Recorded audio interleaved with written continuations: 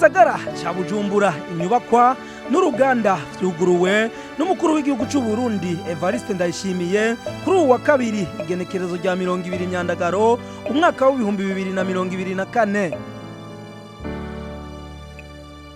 Ubwa mbere inyubakwa yuguruye mu gisagara ca Bujumbura hagati Compimex Parking ikaba hanini ari inzu yagenewe kuparikingamwo imiduga.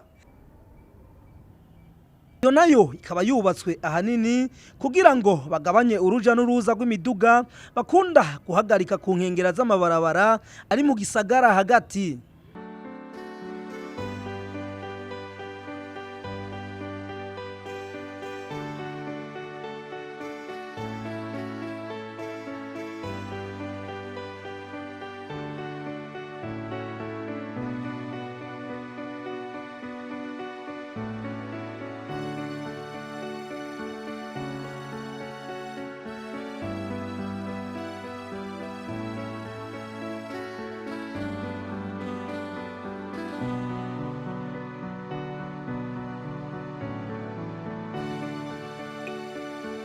Avuye ngaho muri komine Mukaza yaciye aja muri quartier industrielle iri muri zone Ngagara yo muri komine Ntahangwa aho yuguruye uruganda Miller Steel and Roofings rusanzwe ruhingura imisumari n'amabati y'ubwoko butandukanye.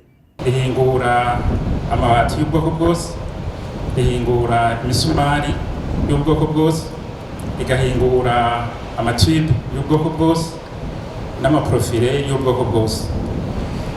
Ico cimbiro caratujemwo kuko si bishasha kuri twebwe.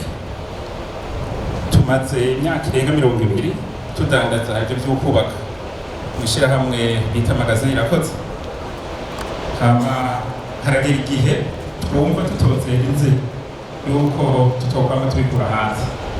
Abarundi natwe dushoboye kwiteza imbere.